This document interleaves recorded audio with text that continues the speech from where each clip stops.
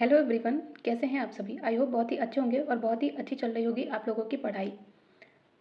तो आज हम लोग EMRS के लिए कंप्लीट ICT के MCQ को डिस्कस करेंगे और ये एक सिंगल वीडियो में ICT के कंप्लीट सभी चैप्टर वाइज MCQ होंगे, ठीक है। वैसे तो हम लोग प्रैक्टिस सेट सॉल्व कर ही रहे हैं जनरल पेपर की 100 क्वेश्चन की, जिसमें कि ICT भी है। लेकिन आप लोगों में से बहुत से ऐसे स्टूडेंट्स थे जिन्होंने बोला था ICT के लिए एक अलग सी वीडियो लाने के लिए, तो हम लोग आज वही डिस्कस करेंगे, जिसमें NVS, KVS, DSSS, even EMRS में भी पूछे गए क्वेश्चंस शामिल होंगे। तो आप लोग इसे बिल्कुल भी मत स्किप करिएगा, ठीक है। साथ ही प्रैक्टिस सेट तो आप सॉल्व कर ही रहे हैं। तो इसमें हम पहला चैप्टर बात करेंगे सूचना और संचार प्रौद्योगिकी का ज्ञान, मतलब कि knowledge of ICT, information technology. Which kind of ICT tools is not useful in learner centred approach. किस प्रकार के सूचना संप्रेषण प्रौद्योगिकी उपकरण शिक्षार्थी केंद्रित उपागम, मतलब कि लर्नर सेंटर्ड अप्रोच में उपयोगी नहीं होते हैं। तो जो कम्युनिकेटिव होते हैं वो तो लर्नर सेंटर्ड अप्रोच में उपयोगी होते हैं, सिचुएटिंग भी उपयोगी होते हैं, कंस्ट्रक्टिव भी होते हैं, लेकिन इन्फॉर्मेटिव मतलब कि सूचनात्मक नहीं होते हैं। और ये EMRS में पूछा गया, ठीक है। TGT साइंस में भी पूछा गया है, ठीक है। तो जब हम बात करते हैं सूचनात्मक यानी कि इन्फॉर्मेटिव प्रकार के सूचना संप्रेषण प्रौद्योगिकी, मतलब कि ICT उपकरण की, तो यह लर्नर सेंटर्ड में उपयोगी नहीं होता। क्यों नहीं होता? क्योंकि इसमें जो स्टूडेंट्स होते हैं वो सक्रिय रूप से शामिल करने और सीखने की जो प्रक्रिया होती है उनमें उनकी सहभागिता सुनिश्चित करने के लिए केवल सूचनाएं प्रदान करना ही पर्याप्त नहीं होता है, ठीक है। जो यदि हम बात करें लर्नर सेंटर्ड अप्रोच की, तो उसके लिए सृजनात्मक उपकरणों के साथ साथ ही संप्रेषणात्मक भी होना चाहिए, स्थित्यात्मक एंड रचनात्मक मतलब कि कंस्ट्रक्टिव भी होना चाहिए, जो कि छात्रों को ज्ञान के निर्माण में सहयोग और समस्याओं को हल करने में उनकी हेल्प करते हैं। नेक्स्ट है अधिगम प्रक्रिया में सूचना और संप्रेषण प्रौद्योगिकी, मतलब कि the assure model of integration of ICT in the learning process has the components. तो जो अधिगम प्रक्रिया होती है उसमें ICT के समन्वय के अश्योर प्रतिमान के कौन कौन से अवयव हैं, तो उनमें आता है अधिगमकर्ताओं का विश्लेषण करना, उद्देश्यों का निरूपण करना, माध्यम और सामग्री का चयन करना तथा मूल्यांकन करना। Analyse learners, state the objectives, select the media and materials and evaluate करना। तो इसका हो जाएगा ऑप्शन सी। और ये भी EMRS के PGT में पूछा गया था। साथ ही हेनरिक और मोलिंडा ने 1999 में अश्योर मॉडल को तैयार किया था और यह एक निर्देशात्मक डिजाइन गाइड है। और यदि हम ICT के एकीकरण के अश्योर मॉडल की बात करें तो इनमें आता है A स्टैंड फॉर अधिगमकर्ताओं का विश्लेषण, S स्टैंड फॉर उद्देश्यों का निरूपण करना, S विधियों, माध्यम तथा सामग्रियों का चयन एंड U स्टैंड फॉर माध्यमों तथा सामग्रियों का उपयोग, R जो कि अधिगमकर्ता जो होती है यानी कि लर्नर की भागीदारी की आवश्यकता तथा E स्टैंड फॉर इवोल्यूशन और संशोधन। और ये सभी क्वेश्चन को मैंने जो PYQ सीरीज कराई है उनमें भी कराया है, तो अगर आप लोगों ने उसे देखा होगा तो अभी आप लोगों का बढ़िया सा रिवीजन भी हो रहा होगा। शैक्षणिक टेक्नोलॉजी उपयोगी है। क्यों उपयोगी है? क्योंकि यह अध्यापन जो होता है उसको अर्थपूर्ण बनाती है तथा कार्य के सक्षम बनाती है, तो इसलिए इसका हो जाएगा ऑप्शन सी। तो ये PRT से क्वेश्चन था, स्पेशल एजुकेशन का। नेक्स्ट है स्कूलों में सूचना और संचार प्रौद्योगिकी शिक्षकों को क्या उपलब्ध कराते हुए उन्हें अपने प्रचलनों का रूपांतरण करने का अवसर प्रदान करता है। तो जो स्कूल्स होते हैं उसमें ICT जो है वो टीचर्स को बेहतर शैक्षणिक विषय वस्तु उपलब्ध कराते हैं, अधिक प्रभावी शिक्षण तथा अधिगम विधियां प्रोवाइड कराते हैं और अधिक अतः क्रियात्मक शैक्षणिक सामग्री उपलब्ध कराते हैं। तो इसमें हो जाएगा ऑप्शन डी। और ये KVS का क्वेश्चन है, तो इसमें सभी क्वेश्चन शामिल होंगे, चाहे KVS हो, NVS हो, DSSS भी हो, इवन EMRS भी हो, ठीक है। तो इसको आप लोग देख लेंगे तो आई एम श्योर आपको यहाँ से बहुत सारे क्वेश्चंस मिल जाएंगे। नेक्स्ट है भारत सरकार की कंप्यूटर आधारित अधिगम प्रक्रिया के माध्यम से जो छात्र हैं उनको सिखाने के लिए ICT स्कूली योजना वर्ष कब शुरू की गई थी। इसको हम लोगों ने अभी जो प्रैक्टिस एट 9 था उसी में डिस्कस किया था। तो आप लोग बताइए इसका आंसर क्या होगा कमेंट सेक्शन में। तो इसमें हो जाएगा ऑप्शन सी 2004 में। लेकिन इसे लागू कब किया गया था? 2010 में। ये हम लोगों ने डिस्कस किया, ये भी PRT KVS का क्वेश्चन है। जो विकासशील देश है मतलब कि जो डेवलपिंग नेशन है उनके लिए ICT में वैसे बच्चों के लिए शिक्षा अनुभव को बढ़ावा देने की संभावना है जो कि ग्रामीण और दूर दराज के स्थानों में रहते हैं, उन बच्चों के लिए जिनकी सीखने संबंधी विशेषताएं विशेष आवश्यकताएं भी होती हैं और जो शारीरिक रूप से अक्षम होते हैं, तो इसमें सभी हो जाएंगे। ये बात कर रहा है डेवलपिंग नेशन की। नेक्स्ट है तकनीकी के उपयोग से अधिगम में वृद्धि लाने को क्या कहते हैं, तो उसे कहते हैं सूचना तथा संप्रेषण तकनीकी।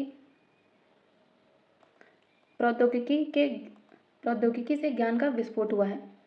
इसका मतलब क्या हुआ है कि उच्च गति पर वृद्धि तथा विस्तार हुआ है प्रौद्योगिकी से, ICT से। निम्नलिखित में से कौन सा एक उपयोगी कंप्यूटर सत्र के चरण 2 में शामिल है, मतलब कि स्टेज 2 में शामिल है। To clear the purpose of the work, कार्य का उद्देश्य स्पष्ट करना नहीं शामिल इसमें कंप्यूटर सत्र के स्टेज 2 में। Ensuring that the child remains on work, मतलब कि यह सुनिश्चित करना कि जो बच्चे हैं वो कार्य पर बने रहें, तो यही शामिल है कंप्यूटर सेशन के स्टेज 2 में। तो इसका हो जाएगा option D, only 2 is correct. निम्नलिखित में से कौन सा एक सही है। जो तकनीकी है, मतलब कि जो टेक्नोलॉजी है, वो कभी रचनात्मक समझ नहीं ला सकती है। Technology can never be bring creative understanding, ये तो गलत हो जाएगा। दूसरा क्या कह रहा है कि the education of the present times places great emphasize on technology, वर्तमान दौर की जो शिक्षा तकनीकी है इस पर अधिक बल देती है। तो जो प्रेजेंट की जो शिक्षा है, जो एजुकेशन है, वो टेक्नोलॉजी पर अधिक बल देती है, तो इसका दूसरा सही है, पहला गलत है। नेक्स्ट है, यदि कोई अध्यापक अपने शिक्षार्थियों के लिए सूचना संप्रेषण आधारित अध्यापन अधिगम उपागम को अपनाना चाहता है, तो बताइए कि निम्नलिखित में से कौन सा एक गलत है, संगत नहीं है। ठीक है, तो उसे क्या करना चाहिए, विषय वस्तु और प्रौद्योगिकी, मतलब कि टेक्नोलॉजी में अनुकूलता या फिर संगतता भी होनी चाहिए, ये तो सही है। जो ICT उपकरण है, इनके माध्यम से विद्यार्थियों के द्वारा जो प्राप्त ज्ञान का मूल्यांकन है वो परीक्षा के माध्यम से होना चाहिए, नहीं, इसका दूसरा ही कथन गलत है। तीसरा क्या कह रहा है कि विद्यार्थियों में उपलब्ध ICT उपकरणों का प्रयोग करने की योग्यता होनी चाहिए। तो स्टूडेंट्स में जो ICT टूल्स होते हैं उनको प्रयोग करने की योग्यता होनी चाहिए, ये तो सही है।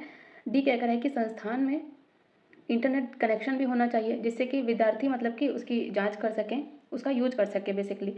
तो इसका डी भी सही है, इसका गलत है ओनली बी। प्रौद्योगिकी का उपयोग करने का नुकसान क्या है, यह शारीरिक बाधा उत्पन्न करता है, यही एक इसका सबसे बड़ा नुकसान है। इसके लिए अधिक जगह की आवश्यकता होती है। यह छात्रों को अध्ययन से विचलित करता है, नहीं, यह मानसिक बाधा उत्पन्न करता नहीं, यह शारीरिक बाधा उत्पन्न करता है। नेक्स्ट है, ICT का मुख्य उपयोग क्या है, तो हो जाएगा प्रौद्योगिकी के माध्यम से संचार के लिए जानकारी प्राप्त करना, तो यही हो जाएगा ऑप्शन सी। स्कूल्स में ICT लागू करने में क्या एक बाधा है, तो जो बुनियादी ढांचा है, ठीक है, वही ICT को लागू करने में स्कूल्स में एक सबसे बड़ी बाधा है।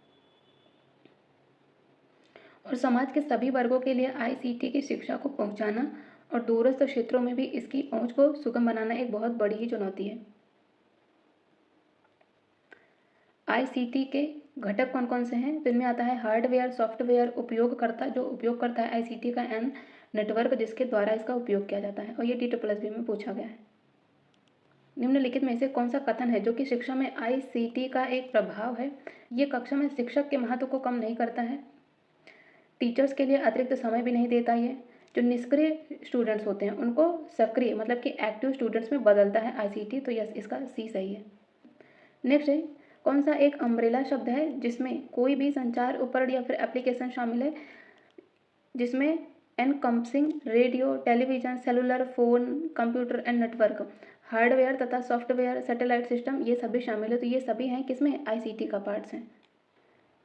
नेक्स्ट है, एक स्टेटमेंट है, कह रहा है कि मुस्कान ने कमानीदार तुला का प्रयोग करते हुए हवा, पानी और सरसों के तेल जैसे विभिन्न माध्यम में एक ठोस धातु की गेंद के भार का पता लगाने के लिए एक प्रयोग किया है, ठीक है, और उसने पूरे प्रयोग, उसके परिणाम और टिप्पणियों को एक वीडियो के रूप में उसने रिकॉर्ड भी कर लिया, ठीक है, उसने जो भी प्रयोग किया है उसको एक वीडियो के रूप में रिकॉर्ड कर लिया और इसे वो अपने सहपाठी के साथ मैसेंजर ऐप का उपयोग करके साझा भी किया।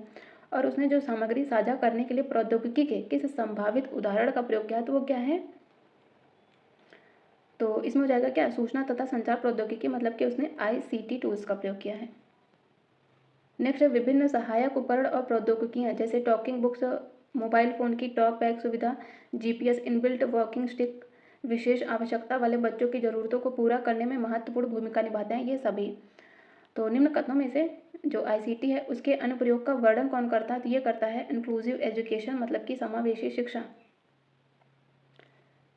निम्नलिखित में से कौन सा कथन है जो कि माता पिता के लिए आईसीटी के लाभों का सबसे अच्छा वर्णन करता है?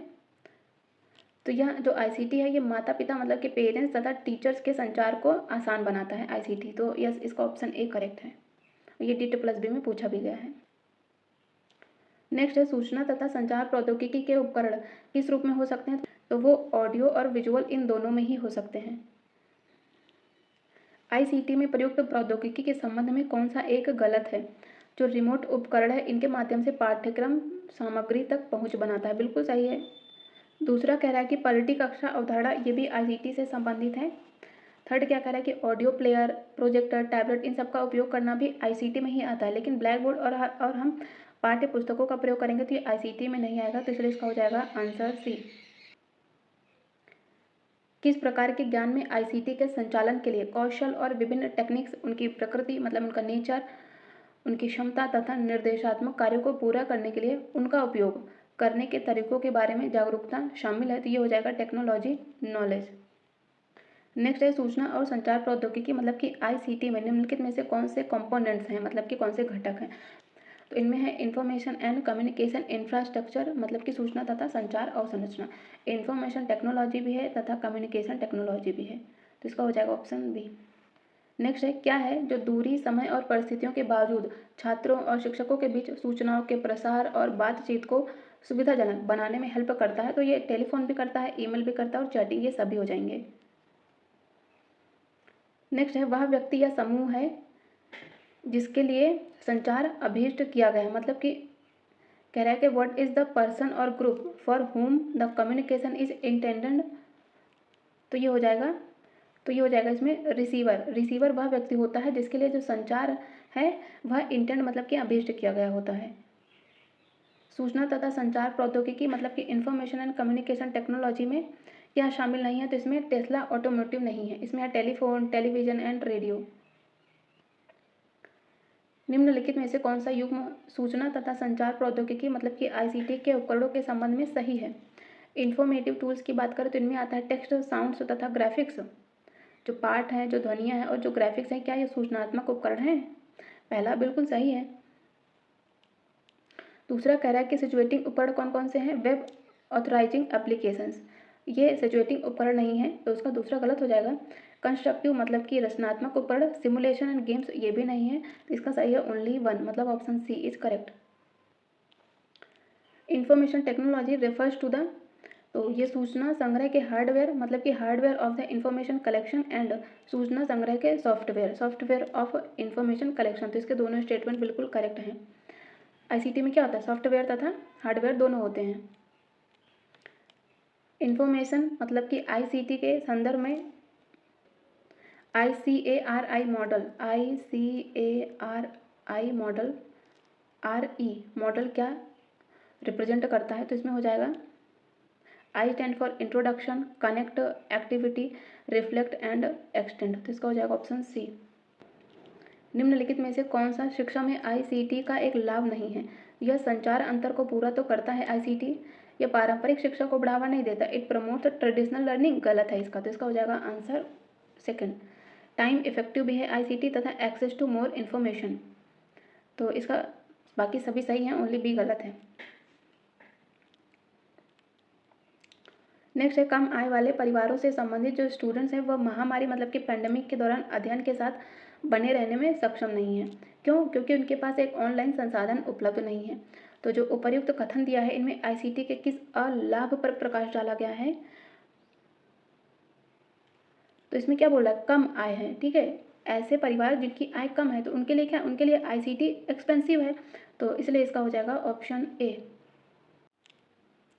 नेक्स्ट है विच of the following is not an ICT tools, तो इसमें जो न्यूज़पेपर है वह आईसीटी टूल्स नहीं है।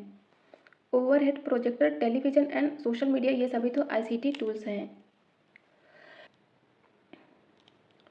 नेक्स्ट है किसने शिक्षकों और छात्रों दोनों के लिए सूचना की संभावनाओं को खोला है? तो ये हो जाएगा आईसीटी। इसमें आर्टिफिशियल इंटेलिजेंस मतलब कि एआई नहीं होगा, इसमें होगा आईसीटी, तो इसका हो जाएगा ओनली वन। नेक्स्ट है टीचर क्लास में एक विषय पढ़ाते हैं और स्टूडेंट्स को आईसीटी का उपयोग करके नियत कार्य या फिर परियोजना पर काम करने और इसे ऑनलाइन जमा करने के लिए कहते हैं। तो जो उपर्युक्त स्टेटमेंट है इसमें किस प्रकार के अधिगम पर प्रकाश डाला गया है, कौन सी ऐसी लर्निंग है जिसको हाईलाइट किया गया है इसमें, तो ये हो जाएगी ब्लेंडेड लर्निंग सिस्टम। निम्नलिखित में से कौन सा है जो आईसीटी साधनों का लाभ नहीं है? विच of the following is not an advantage of ICT tools? तो इसमें डायरेक्ट क्लासरूम टीचिंग भी है, ये भी आईसीटी का लाभ है। कॉस्ट एफिशिएंट भी होता है, या teaching is better with audio visual aids, ये भी बिल्कुल सही है। प्रौद्योगिकी पर निर्भरता, यही एक आईसीटी का लाभ नहीं है, ठीक है। तो यदि हम आईसीटी के प्रमुख लाभ की बात करें तो इसमें प्रत्यक्ष कक्षा अधिगम होता है, डायरेक्ट क्लास लर्निंग होती है, कॉस्ट एफिशिएंट होता है, श्रव्यदृश्य साधनों के साथ ये शिक्षण भी बेहतर होता है, प्रेरणा में वृद्धि होती है, निरंतर बौद्धिक गतिविधियां भी होती रहती हैं, इसमें वृहद स्वायत्ता भी होती है तथा यह सहयोग को भी प्रोत्साहित करता है। आईसीटी के निम्नलिखित में से कौन सा उपकरण है जो कि साक्षरता मतलब कि लिटरेसी को विकसित करने में मदद नहीं करता? तो इसमें जो वर्ड प्रोसेसर है, वेब सर्चिंग है, ब्लॉग है, ये सभी तो आईसीटी के उपकरण हैं और ये हेल्प करते हैं, लिटरेसी को प्रमोट करते हैं। तो यदि हम बात करें गेम्स की, तो जो आईसीटी में गेम होते हैं ये साक्षरता को विकसित करने में मदद नहीं करते। निम्नलिखित में से किसमें शिक्षक संसाधनों का सुझाव दे सकते हैं और शिक्षार्थी घर पर आईसीटी द्वारा सीख सकते हैं?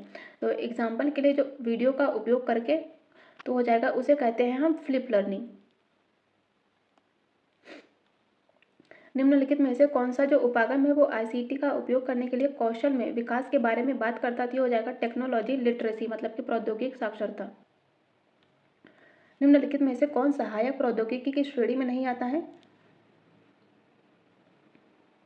एकेडमिक लर्निंग एड्स भी आते हैं इसमें, कंप्यूटर एक्सेस एंड इंस्ट्रक्शन भी आते हैं, ऑगमेंटेटिव कम्युनिकेशन ये भी शामिल है इसमें, लेकिन बुक्स मतलब कि किताबें नहीं आती हैं, ठीक है, सहायक प्रौद्योगिकी में, असिस्टिव टेक्नोलॉजी में।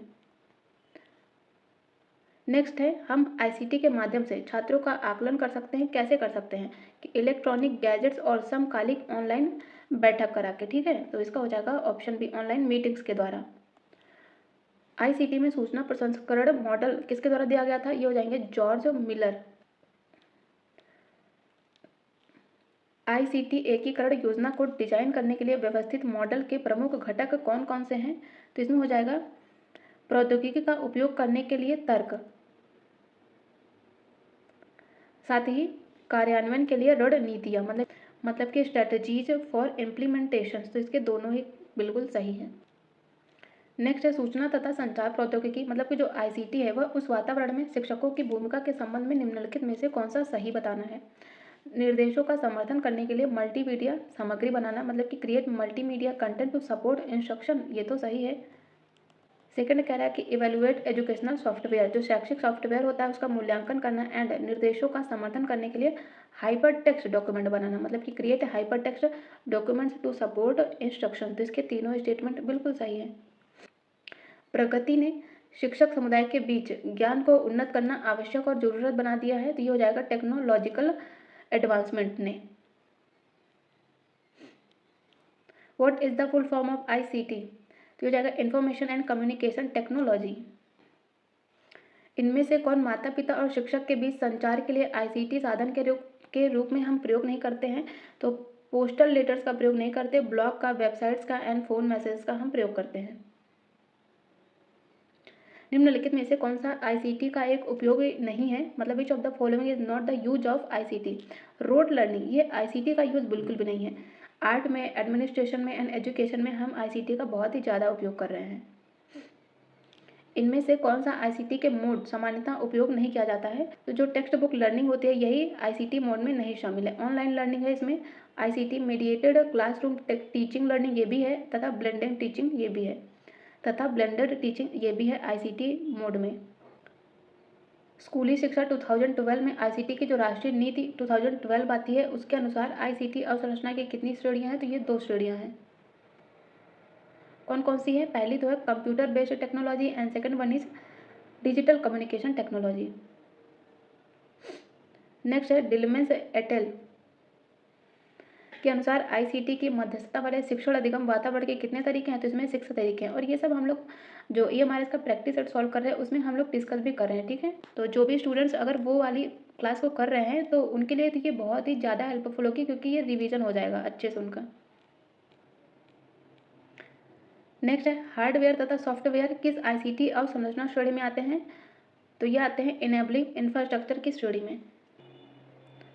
नेक्स्ट है महामारी, मतलब कि जो पैंडमिक हुआ था, जैसे कि अभी कोविड हुआ था, ठीक है, तो कोविड से जो महामारी थी, नेक्स्ट है महामारी मतलब कि जो पैंडेमिक था उससे संबंधित जो लॉकडाउन हुआ था, ठीक है, जब भी जैसे कि अभी कोविड में लॉकडाउन हुआ था, उसके दौरान आईसीटी के गहन उपयोग ने शिक्षण समुदाय को कैसे प्रभावित किया, ठीक है, कैसे अफेक्ट किया है टीचिंग प्रोफेशन को, टीचिंग कम्युनिटी को।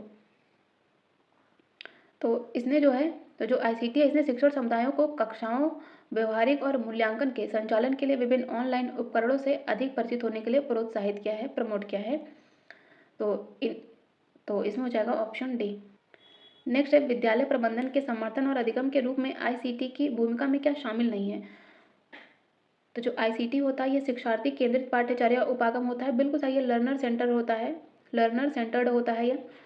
Enhancing the teaching learning experience, जो शिक्षण अधिगम है वह उसके अनुभव को बढ़ाता है आईसीटी, ये भी सही है। सी क्या कह रहा है कि आईसीटी के माध्यम से पारंपरिक उपागम नहीं, ट्रेडिशनल अप्रोच नहीं है आईसीटी, तो इसलिए इसका हो जाएगा ऑप्शन सी। जो आईसीटी है इसके शिक्षण और अधिगम के उपयोग के बीच जो अंतराल है उसको पूरा करना भी आवश्यक होता है, ये भी करेक्ट है, इसमें सिर्फ सही नहीं है ऑप्शन सी। नेक्स्ट है आईसीटी पर राष्ट्रीय नीति के अनुसार निम्नलिखित में से कौन विद्यालय में डिजिटल संसाधनों की खोज, मिलान और वर्गीकरण करेगा और उन्हें शिक्षकों तथा छात्रों को उपलब्ध कराएगा? तो ये हो जाएगी library. Where ICT can be less useful and has its own drawback when it comes to communication, संचार के मामले में आईसीटी कहाँ पर कम उपयोगी हो सकता है और इसकी अपनी खामियां हैं? तो यह कई पुस्तकों को डिजिटल रूप से एक्सेसिबिलिटी, ठीक है, अवेलेबल कराता है आईसीटी की वजह से, ठीक है, बिल्कुल सही है, आईसीटी की वजह से ही तो हम लोग कई सारी बुक्स हैं जो कि डिजिटली उनको पढ़ पाते हैं, पहला बिल्कुल सही है, ये इसकी खामियां नहीं है। बच्चे और माता पिता के बीच संचार के अंतर को कम कर रहा है, ये बिल्कुल सही है, ये एक आईसीटी की सबसे बड़ी खामी है, ठीक है, तो इसलिए इसका हो जाएगा आंसर डी। आईसीटी की वजह से जो विकलांग बच्चे और व्यक्ति हैं उनके लिए भी उपयोगी है, ये भी बिल्कुल सही है, ये इन्हेंस कर रहा है मल्टी सेंसरी टीचिंग को, ये भी करेक्ट है, इसका सिर्फ हो जाएगा ऑप्शन बी, जो कि एक आईसीटी की सबसे बड़ी खामी है। निम्नलिखित में से कौन शिक्षा में आईसीटी के उपयोग के अंतर्गत नहीं आता है? जो आईसीटी है यह संसाधनों के बंटवारे में तेजी लाता है, बिल्कुल सही है, यह एक शिक्षक को, टीचर को क्रिएटिवली रूप से पढ़ाने में भी हेल्प करता है। जो आईसीटी है यह शिक्षार्थी के दृष्टिकोण को कठोर परिश्रम से स्मार्ट में बदल देता है, बिल्कुल सही है, हार्ड वर्क को चेंज करता है स्मार्ट वर्क में, बिल्कुल करेक्ट है। डी क्या कह रहा है कि शिक्षण अधिगम को एक वर्डी बनाता है, नहीं, ये मोनोक्रोमेटिक नहीं बनाता है, तो इसीलिए इसका हो जाएगा ऑप्शन डी। नेक्स्ट है बताना है ICT stand for and a bit consist of कितने बिट? जो आईसीटी का फुल फॉर्म होता है वो क्या होता है, इन्फॉर्मेशन एंड टेक्नोलॉजी, और एक बिट में 8, एक बाइट में 8 बिट होते हैं, तो इसका हो जाएगा ऑप्शन सी। उस कथन का चयन करें जो शिक्षा में आईसीटी का एक सबसे अच्छा वर्णन करता हो, तो जो आईसीटी है वो शिक्षण अधिगम को अधिक इफेक्टिव बनाता है, तो इसका ऑप्शन बी बिल्कुल सही है। नेक्स्ट है आईसीटी किसको और कौन से कौशल को बढ़ावा देता है? तो आईसीटी हाई ऑर्डर थिंकिंग तथा रीजनिंग स्किल्स को बढ़ावा देता है। नेक्स्ट है शिक्षा में आईसीटी के अनुप्रयोग में क्या शामिल है? तो इसमें शामिल है वीडियो कॉन्फ्रेंसिंग। नेक्स्ट है कह रहा है कि साक्षी एक विद्यालय में पढ़ा रही है, निम्नलिखित गुण का चयन करें जो उसे एक पारंपरिक शिक्षक से अलग बनाता है, ठीक है। तो साक्षी जो है वो एक टीचर है, हमें बताना है कि जो साक्षी है अदर ट्रेडिशनल टीचर से किस प्रकार से अलग है। जो साक्षी है वह आईसीटी से फेमिलियर है, इसलिए क्या, इसलिए वह अदर जो ट्रेडिशनल टीचर हैं, ठीक है, उनसे अलग है, ठीक है, यही चीज़ उसको अदर टीचर्स से अलग बनाती है, तो इसलिए इसका हो जाएगा ऑप्शन सी। निम्नलिखित में से कौन सा शिक्षा में आईसीटी का उपयोग करने का एक उद्देश्य नहीं है? शिक्षा व्यवस्था में पारदर्शिता छिपाना नहीं, पारदर्शिता तो लाना है इसका उद्देश्य, तो इसलिए इसका हो जाएगा ऑप्शन बी। निम्नलिखित में से कौन सा शिक्षा में आईसीटी कार्यान्वयन का एक प्रमुख लक्ष्य नहीं है? ये छात्रों को भविष्य में टेक्नो एडिक्ट बनाने के लिए लाया गया है क्या आईसीटी? नहीं, पूरी तरह से गलत है, ये तो आईसीटी का बिल्कुल भी लक्ष्य नहीं है, गोल नहीं है, तो इसलिए इसका हो जाएगा ऑप्शन ए।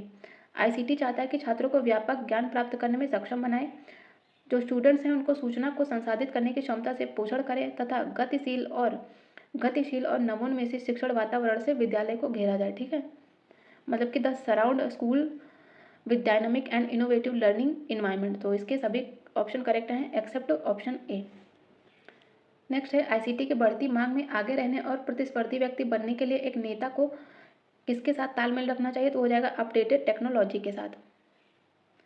आईसीटी अधिगम के निम्नलिखित में से कौन सा एक उपकरण प्रदान नहीं करता? तो वो लेबोरेटरीज नहीं प्रदान करता। कैलकुलेशन में हेल्प करता है, स्लाइड शो भी प्रदान करता है, वीडियोज भी करता है। तो इसका हो जाएगा ऑप्शन डी। नेक्स्ट है शिक्षा के क्षेत्र में आईसीटी के सबसे महत्वपूर्ण योगदान में कौन सा एक है? तो इसमें हो जाएगा इसने इजी एक्सेस किया है लर्निंग को, ठीक है। नेक्स्ट है निम्नलिखित में से कौन सा अधिगम में आईसीटी टूल्स का एक उपयोग नहीं है? कक्षा में सीखने की स्थिति बनाना, ये तो आईसीटी का उपयोग है। दूसरा कह रहा है कि जानकारी एकत्र करना तथा साथियों के बीच प्रसार करना, तो ये भी आईसीटी का उपयोग है, लेकिन उसमें पूछा था कौन सा नहीं है, तो इसमें हो जाएगा नन ऑफ द अबव।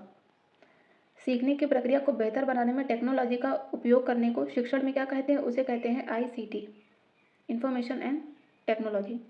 सूचना तथा प्रसारण तकनीकी के विकास के साथ ही भविष्य के अध्यापक का क्या रोल होगा? तो वो विद्यार्थियों को सीखने के लिए क्या करेगा? प्रोत्साहित करेगा, इनकरेज करेगा। सूचना और संचार अवसंरचना के संबंध में निम्नलिखित में से कौन सा एक युग्म सही है? जो भौतिक दूरसंचार प्रणाली है उनमें आता है केबल तथा सैटेलाइट, ये बिल्कुल सही है। भौतिक दूरसंचार प्रणाली का उपयोग करने वाली सेवाएं डाक और प्रसारण है? नहीं, तो इसका दूसरा गलत है, पहला सही है।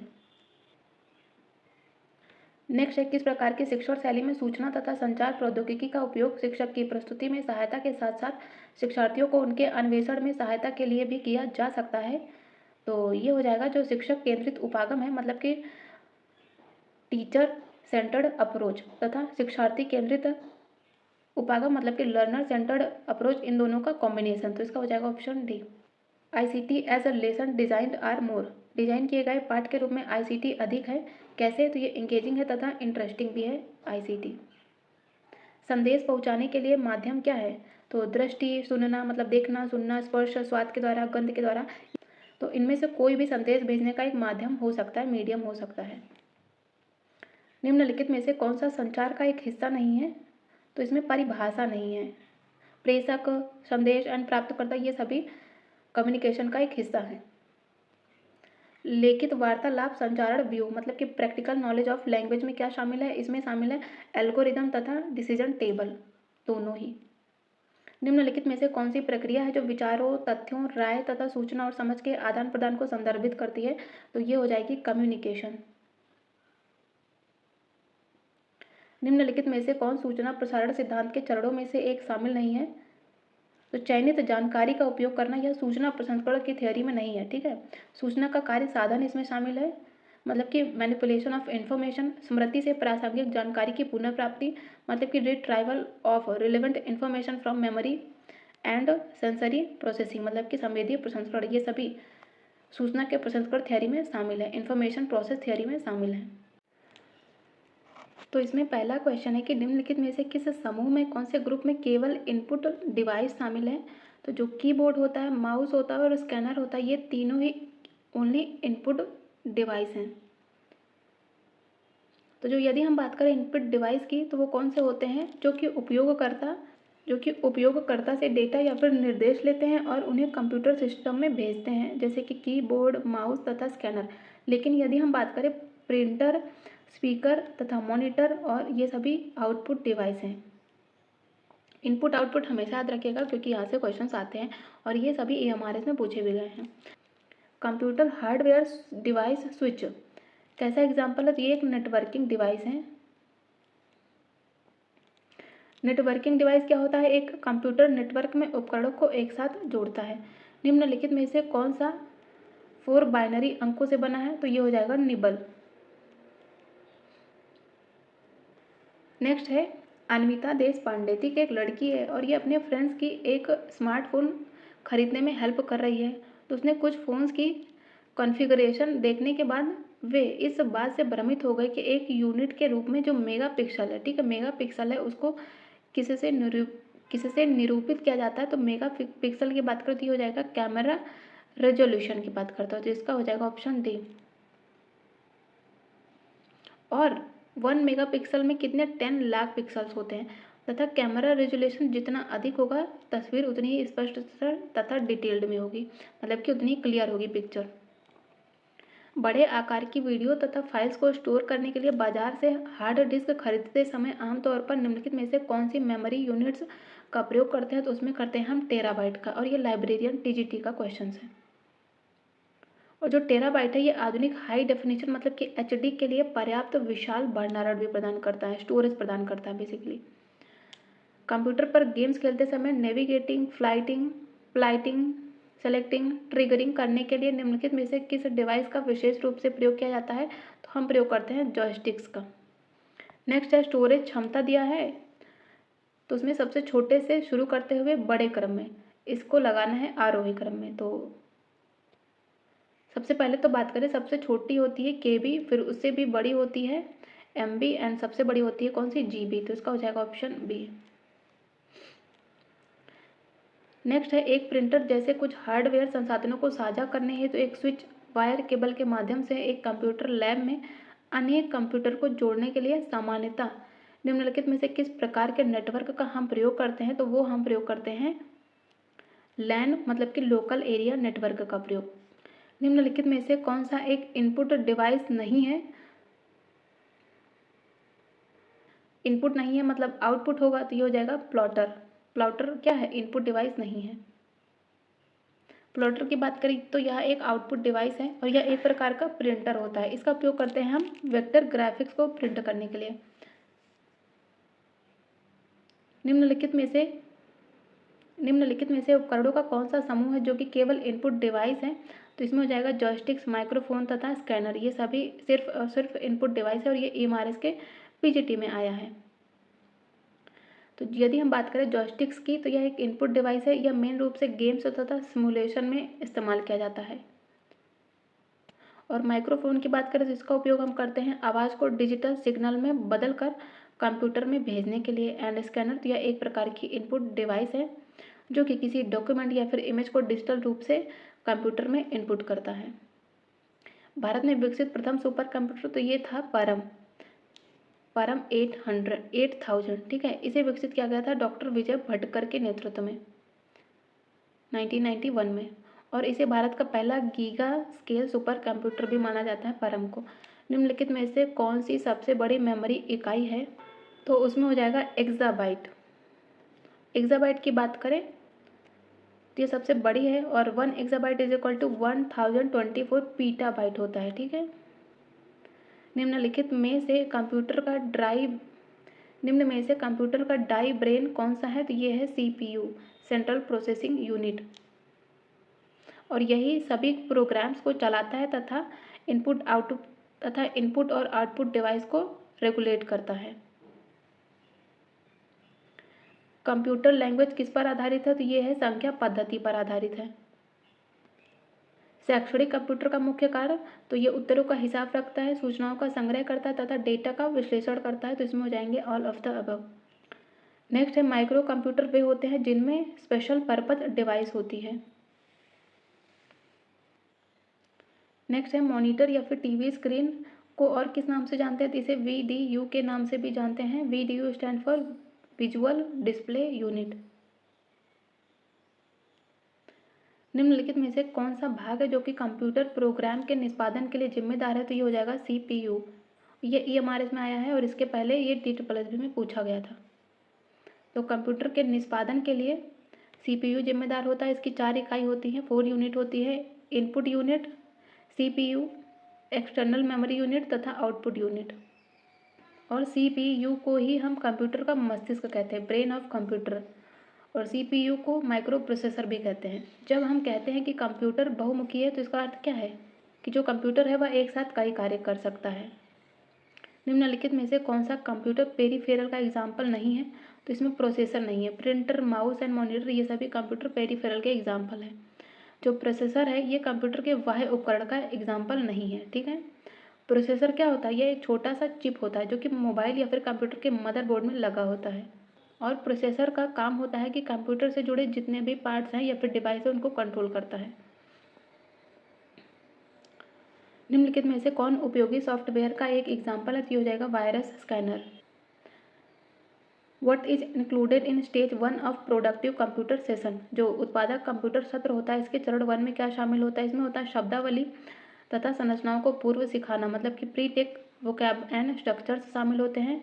Encourage peoples to focus on the topic, जो विषय पर ध्यान केंद्रित करने के लिए विद्यार्थियों को प्रोत्साहित करता है स्टेज 1 में। तो इसके दोनों स्टेटमेंट करेक्ट हो जाएंगे। उत्पादक कंप्यूटर सत्र के संबंध में निम्नलिखित में से कौन सा सही है? पहला कह रहा है कि समीक्षा करें कि उन्होंने क्या किया है और क्यों। तो ये सभी चरण 3 में आएंगे, स्टेज 3 में आएंगे, पहला सही है। दूसरा कह रहा है कि जमीनी नियम स्थापित करना, मतलब कि एस्टेब्लिश्ड ग्राउंड रूल, ये चरण 4 में आएगा। तो इसके दोनों स्टेटमेंट बिल्कुल सही है। नेक्स्ट है, निम्न में से कौन सा उत्पादक कंप्यूटर सत्र के सेशन 3 में शामिल नहीं है? सेशन 3 में शामिल होता है कि समीक्षा करें कि उन्होंने क्या किया और क्यों किया है। सेशन 3 में शामिल होता है कि उनके काम की तुलना दूसरों से करें, कंपेयर करना उनके वर्क को। थर्ड कह रहा है कि विद्यार्थियों को विषय पर ध्यान केंद्रित करने के लिए प्रोत्साहित करना। ये स्टेज 3 में नहीं, ये स्टेज 1 में आता है। तो इसलिए इसका हो जाएगा ऑप्शन ए, इसलिए इसका हो जाएगा ऑप्शन सी, जो कि सही नहीं है। स्टेज 3 में आता है काम को पूरा करना। विद्यार्थियों को इस विषय पर ध्यान केंद्रित करने के लिए प्रोत्साहित करें। तो उत्पादक कंप्यूटर जो होता है, computer session, productive computer session के किस चरण में आता है? तो ये आता है चरण 1 में। तो अब हम बात करेंगे प्रोडक्टिव कंप्यूटर सेशन के। तो इसके 4 चरण होते हैं। पहले में क्या होता है? शिक्षक तथा छात्र को आईसीटी उपकरण और उनके सामान्य कार्यों तथा उपयोगों की खोज करने की आवश्यकता होती है पहले में।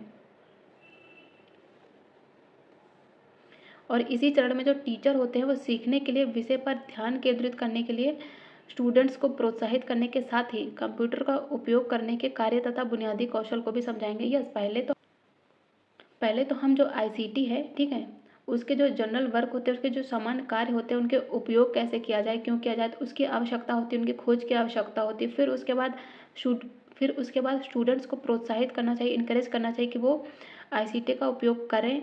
तो ये सभी आते हैं स्टेज 1 में। स्टेज 2 में आता है कि आईसीटी टूल्स का उपयोग करना सीखना। पहले तो हम उन्हें इनकरेज करेंगे कि वो स्टूडेंट्स आईसीटी का उपयोग करें। अब बच्चे चाह रहे हैं कि करना, लेकिन उन्हें पता नहीं है, तो हमें क्या करना चाहिए? हमें बच्चों को सिखाना चाहिए, स्टूडेंट्स को सिखाना चाहिए। तो ये आता है आईसीटी के सेकंड में। और आईसीटी विकास का मॉडल में आवेदन चरण के साथ जुड़ा हुआ है। और जो आईसीटी है ये विकास मॉडल में आवेदन चरण से जुड़ा हुआ है। स्टेज 3 में क्या आता है? इसमें किसी एक विशेष उद्देश्य को प्राप्त करने के लिए आईसीटी टूल्स का उपयोग कैसे और कब किया जाना। पहले तो हमें इनकरेज करना है, फिर उसे सिखाना है, एंड देन एक विशेष गोल होना चाहिए, ठीक है। उसे प्राप्त करने के लिए उन्हें बताना चाहिए कि उस गोल को उन्हें कैसे और कब प्राप्त किया जाए। जैसे कि कोई प्रोजेक्ट कार्य देना चाहिए, उसे उन्हें पूरा करना चाहिए थ्रू आईसीटी, ठीक है, आईसीटी के माध्यम से। तो यह जो है स्टेज 3 आईसीटी विकास मॉडल में आसन अवस्था से जुड़ा हुआ है। अब हम बात करें स्टेज 4 की। यदि स्टेज 4 की एक ऐसी स्टेज होती है जब सीखने की स्थिति जो है वो आईसीटी के उपयोग के माध्यम से बदल जाती है। अब बच्चे ने सीख भी लिया है कैसे करना है, एक प्रोजेक्ट कार्य भी कंप्लीट कर लिया आईसीटी के माध्यम से, ठीक है। जो स्टेज 4 है ये आईसीटी विकास मॉडल में परिवर्तनकारी चरण से जुड़ा होता है। नेक्स्ट है उत्पादक कंप्यूटर सेशन के संबंध में निम्नलिखित में से कौन सा सही है? पहले तो कह रहा है कि कोलायत का काम जो कंप्यूटर पर निर्मित किया गया है ये स्टेज 3 में आएगा।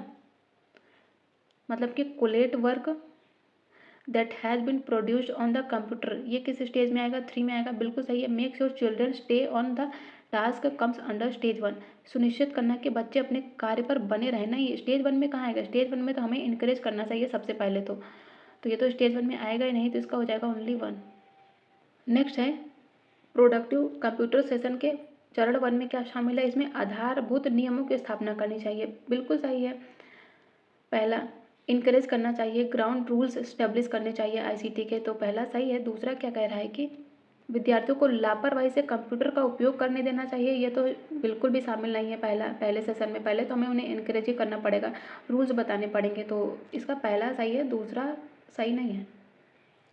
निम्नलिखित में से कौन सा कथन है जो कि एएलयू को परिभाषित करता है? एएलयू की बात करती है डेटा तथा निर्देशों का प्रसंस्करण करता है। ये कंप्यूटर सिस्टम का दिमाग नहीं होता है, वो तो होता है सीपीयू। यह उस क्रम को निर्धारित करता है जिसमें कंप्यूटर प्रोग्राम और निर्देश निष्पादित होते हैं। नहीं, ये एएलयू का काम नहीं है, ये डेटा तथा निर्देश का प्रसंस्करण करता है, तो इसका हो जाएगा ओनली 3।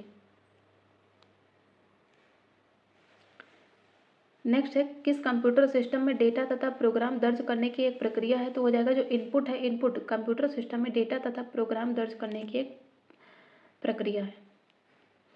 कंप्यूटर में हार्ड डिस्क और डीवीडी-आर को किस रूप में जानते हैं, तो इसे जानते हैं स्टोरेज डिवाइस के रूप में।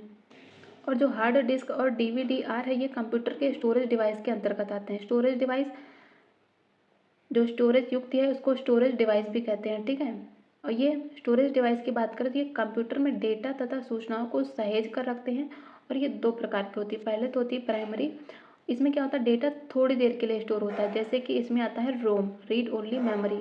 नेक्स्ट है सेकेंडरी डिवाइस, और इसमें जो डेटा होता है वो लंबे समय के लिए स्टोर होता है। और इसमें आता है हार्ड डिस्क, फ्लॉपी डिस्क तथा डीवीडी-आर। कंप्यूटर में कौन सा सबसे तेज सबसे महंगी मशीनें हैं जिनमें उच्च प्रसंस्करण गति होती है, तो ये हो जाएगा सुपर कंप्यूटर।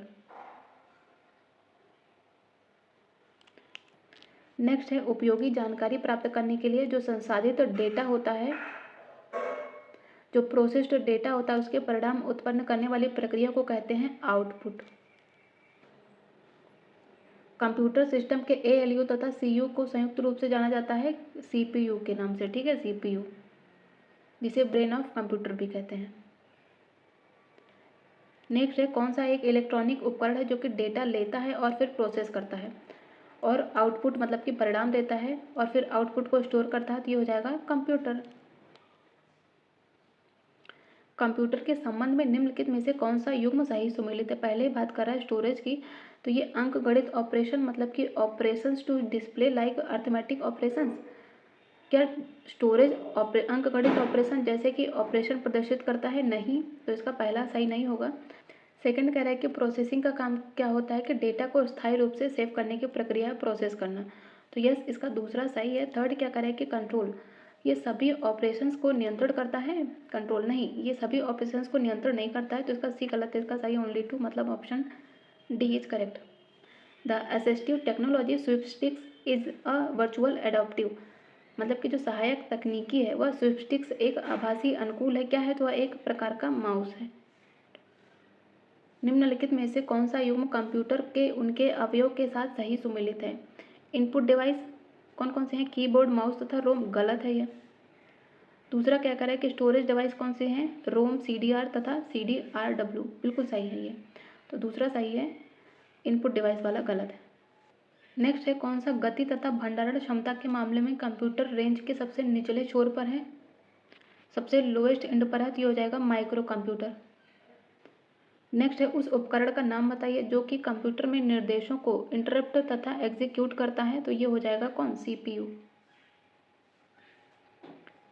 नेक्स्ट है यह एक छोटी गेंद पर घूमता है और इसके ऊपर 2 या 3 बटन बने होते हैं।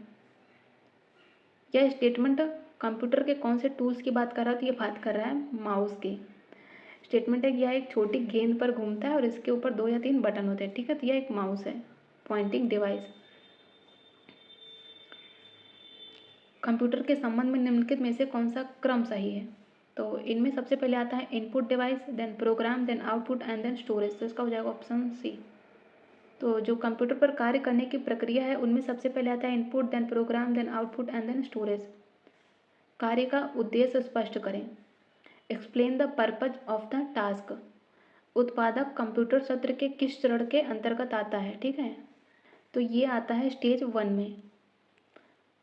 अब हम लोग बात करेंगे next chapter basics of operating systems की, और यहाँ से भी 1 से 2 क्वेश्चन रहते ही हैं, जिसमें पहला है कि निम्नलिखित में से कौन सा एक ऑपरेटिंग सिस्टम का एग्जाम्पल नहीं है, तो इसमें MS ऑफिस ऑपरेटिंग सिस्टम नहीं है।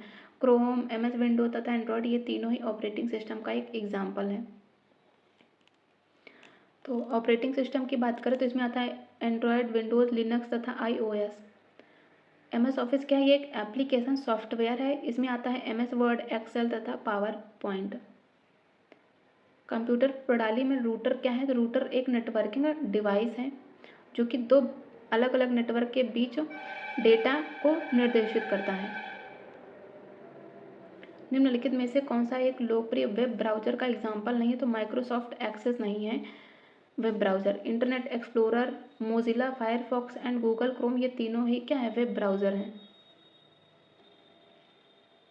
तो अदर वेब ब्राउज़र की बात करें तो इनमें आता है क्रोम, एज मतलब कि internet Explorer, safari, opera, Mozilla, Firefox, ये सभी वेब ब्राउज़र हैं।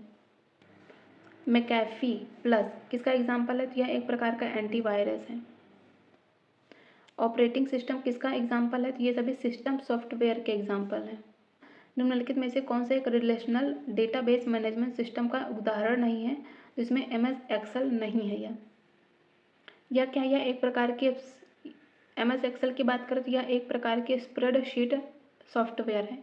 IBM DB2, MySQL तथा MS SQL सर्वर, ये सभी एक रिलेशनल डेटाबेस मैनेजमेंट सिस्टम है। नेक्स्ट है, कह रहा है कि तरुण जी सेन ने एक नया स्मार्टफोन लेने की योजना बनाई, तो उन्हें निम्नलिखित में से किस पहलू के बारे में चिंता नहीं करनी चाहिए? तो हो जाएगा एथर्नेट पोर्ट के बारे में, ऑपरेटिंग सिस्टम के बारे में उन्हें कंसर्न होना चाहिए, इंटरनल मेमोरी के बारे में तथा कैमरा पिक्सल के बारे में। एथर्नेट पार्ट के बारे में, जो एथर्नेट पोर्ट होता है इसके बारे में उन्हें कोई भी चिंता नहीं करनी चाहिए, क्योंकि स्मार्टफोन में जो एथर्नेट पोर्ट है ये होते ही नहीं है। नेक्स्ट है, इनमें से उद्यम संसाधन आयोजना के क्या फ़ायदे हैं? मतलब कि एंटरप्राइज रिसोर्सेज प्लानिंग के कौन से एडवांटेज हैं? तो यह डेटा की सुरक्षा तथा शिक्षा शास्त्र मतलब कि पेडागोजी का समर्थन करता है ERP, तो इसलिए इसका हो जाएगा ऑप्शन सी। नेक्स्ट है, सॉफ्टवेयर किस प्रकार के अवस्थापना के अंतर्गत आता है? Software comes under which type of infrastructure? तो यह आता है कोर ICT इंफ्रास्ट्रक्चर के अंतर्गत। एजुकेशन टेक्नोलॉजी रिफर्स टू, शैक्षिक प्रौद्योगिकी किसको संदर्भित करती है? तो यह शिक्षा में सॉफ्टवेयर तथा हार्डवेयर के उपयोग को संदर्भित करती है। निम्नलिखित सभी सॉफ्टवेयर या ऐप्स हैं जिसका उपयोग कक्षा शिक्षण में होता है, तो बताना है एक्सेप्ट मतलब कि कौन सा एक है जो कि सॉफ्टवेयर या ऐप्स नहीं है, तो इसमें प्रोजेक्टर या नहीं है। ठीक है, तो इसलिए इसका हो जाएगा option B. Webex, MS team और जूम, ये सभी सॉफ्टवेयर या फिर ऐप्स हैं, लेकिन जो प्रोजेक्टर है यह एक प्रकार का हार्डवेयर है। अब हम बात करेंगे नेक्स्ट चैप्टर MS ऑफिस की। तो इसमें पहला क्वेश्चन है कि साइबर सुरक्षा के संबंध में एक मल्टीमीडिया प्रेजेंटेशन बनाने और प्रस्तुत करने के लिए आप निम्नलिखित में से कौन से सॉफ्टवेयर का प्रयोग करेंगे? तो ये हो जाएगा माइक्रोसॉफ्ट पावर पॉइंट, और ये EMRS के TGT में आया था। निम्नलिखित में से कौन सा एक ऑडियो फाइल का लोकप्रिय फाइल एक्सटेंशन नहीं है? तो इसमें PDF नहीं है, ठीक है, क्योंकि ये तो डॉक्यूमेंट फॉर्मेट में है ना। FLAC, MP3 एंड वेव, ये तीनों ही ऑडियो फाइल के फाइल एक्सटेंशन हैं।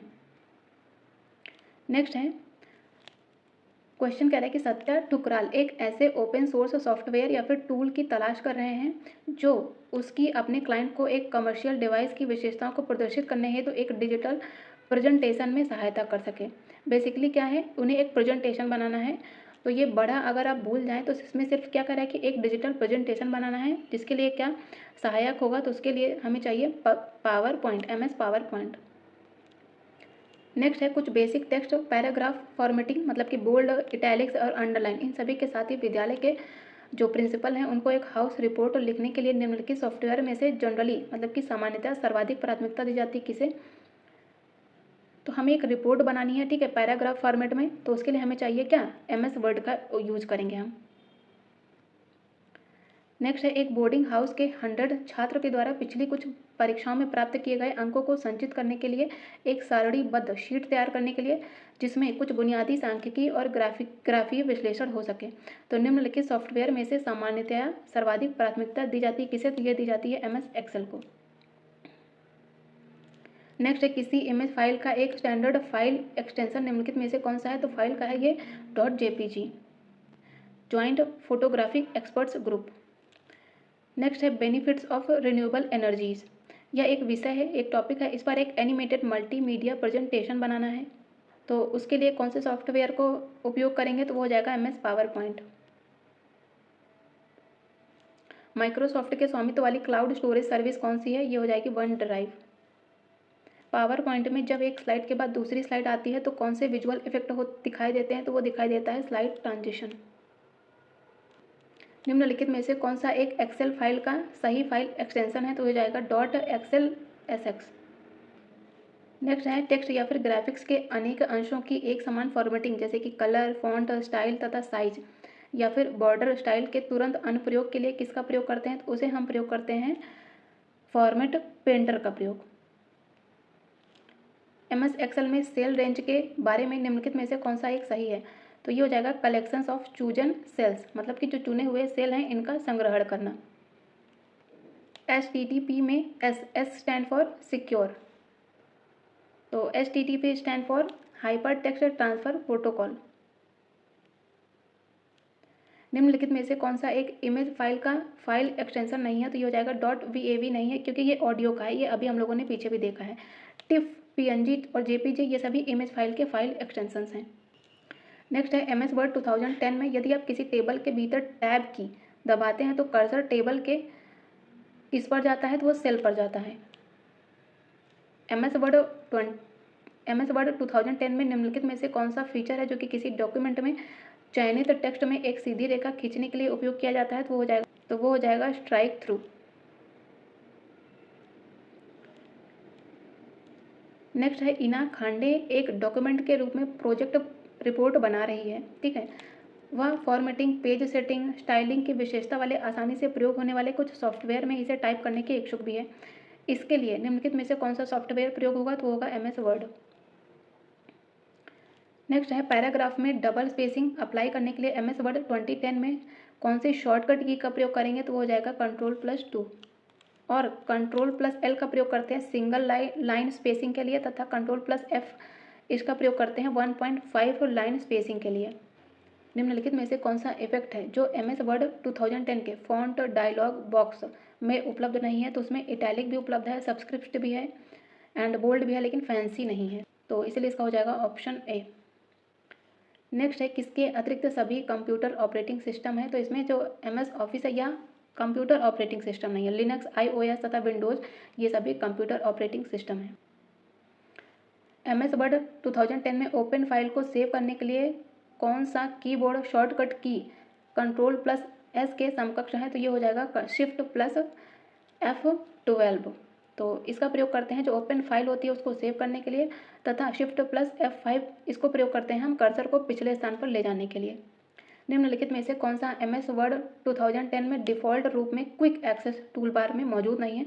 तो उसमें कट नहीं, उसमें अंडू भी है, रीडू भी है एंड सेव भी शामिल है। नेक्स्ट है बताएं कि MS वर्ड 2010 से संबंधित निम्नलिखित में से कौन सा सत्य है या फिर कौन सा असत्य है? लैंडस्केप ओरिएंटेशन में किसी पेज की ऊंचाई उसकी चौड़ाई से अधिक होती है, तो इसका पहला गलत है, ठीक है। उसकी पेज की जो ऊंचाई है वह तो किसी भी पेज की ऊंचाई उसकी चौड़ाई से अधिक नहीं होती है, तो इसका पहला गलत हो जाएगा। दूसरा क्या कह रहा है कि पोर्ट्रेट ओरिएंटेशन में जो पेज की चौड़ाई होती है वह उसकी ऊंचाई से अधिक होती है, तो नहीं, इसका दूसरा भी गलत है, तो इसके दोनों ही स्टेटमेंट गलत हो जाएंगे। तो MS वर्ड 2010 के अनुसार जो लैंडस्केप ओरिएंटेशन होता है उसमें पेज की ऊंचाई चौड़ाई से कम होती है, और पोर्ट्रेट में पेज की चौड़ाई ऊंचाई से कम होती है। MS वर्ड 2010 में पैराग्राफ को राइट और अलाइन करने के लिए किस शॉर्टकट की का उपयोग करते हैं? तो वो करते हैं Ctrl+R का। तो R का प्रयोग करते हैं राइट अलाइन करने के लिए, J का प्रयोग करते हैं जस्टिफाई, L मतलब लेफ्ट अलाइन करने के लिए, एंड J अगेन ये सेंटर्ड में करने के लिए। MS वर्ड 2010 डॉक्यूमेंट में हाइपर लिंक इंसर्ट करने के लिए निम्नलिखित में से किस कीबोर्ड शॉर्टकट की का उपयोग करते हैं? तो हो जाएगा Ctrl+K। MS वर्ड 2010 में किस टैब का एक डिफ़ॉल्ट टैब होता है जो आपके द्वारा डॉक्यूमेंट खोलने पर दिखाई देगा? तो हो जाएगा होम टैब का, ठीक है। नेक्स्ट है MS वर्ड 2010 में टेबल बनाने के बाद यदि आप किसी टेबल में किसी विशेष रो के नीचे एक नई रो इंसर्ट करना चाहते हैं तो आपको निम्नलिखित में से कौन सा विकल्प चुनना पड़ेगा? तो हो जाएगा इंसर्ट रोज बिलो।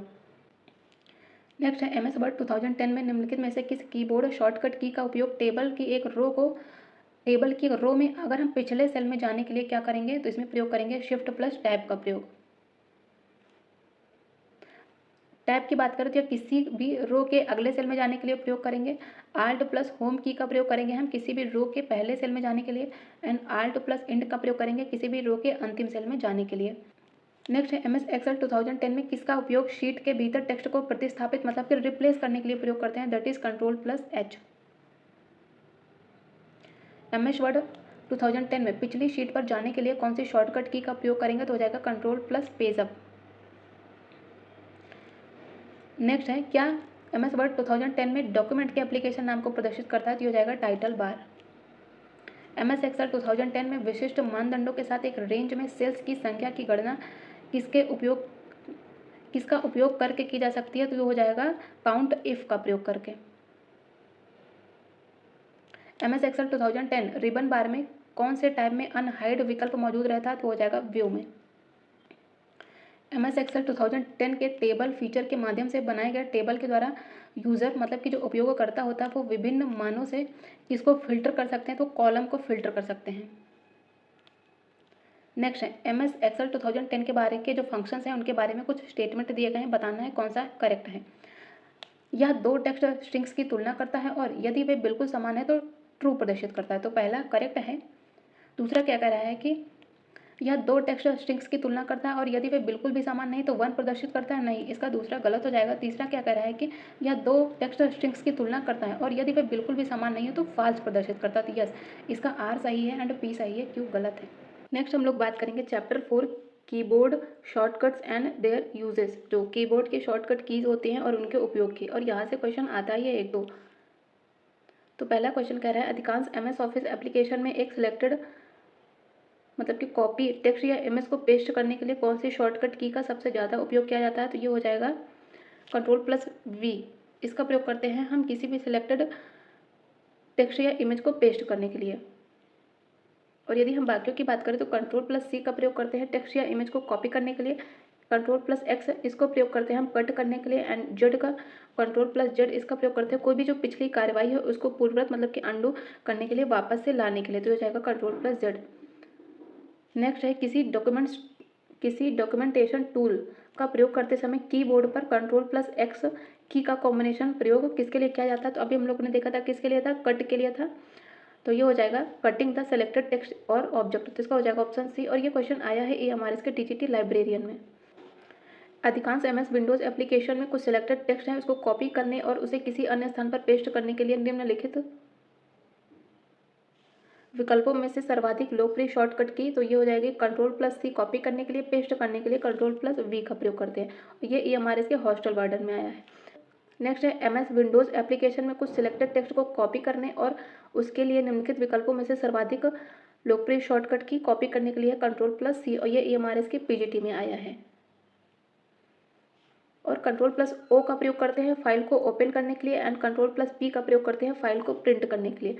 नेक्स्ट है, वर्ड प्रोसेसिंग सॉफ्टवेयर में एक चयनित जो टेक्स्ट है उसको कॉपी करने के लिए निम्नलिखित में से कौन सी की का प्रयोग होगा, कंट्रोल प्लस J, तो ये हमारे इसके JSA में आया है। तो एक ही क्वेश्चन सभी एग्जाम्स में पूछा गया, चाहे वो TGT, PGT, librarian, hostel warden and JSA सभी में।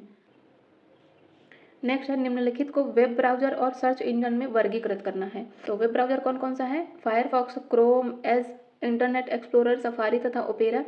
ये एक साथ कई क्वेश्चन है लेकिन ये अलग अलग भी पूछे जा सकते हैं, जैसे कि डक डक जो देखे ऑप्शन में पूछ लेगा क्या है, तो ये हो जाएगा सर्च इंजन, तो याद रखिएगा, ठीक है। नेक्स्ट है, विंडोज OS में एक विंडो बंद करने के लिए आप उपयोग कर सकते हैं किसका, तो Alt प्लस F4 का। और कंट्रोल प्लस F4 से हम करंट विंडो को रिफ्रेश कर लेते हैं, और स्क्रीन के किसी एक विशेष भाग के बारे में जानना चाहते हैं तो शिफ्ट प्लस F1 प्रेस किया जाता है। किस शॉर्टकट की का इस्तेमाल सभी टैब छिपाने और डेस्कटॉप पर सीधे जाने के लिए प्रयोग करते हैं, तो ये हो जाएगा विंडोज प्लस D।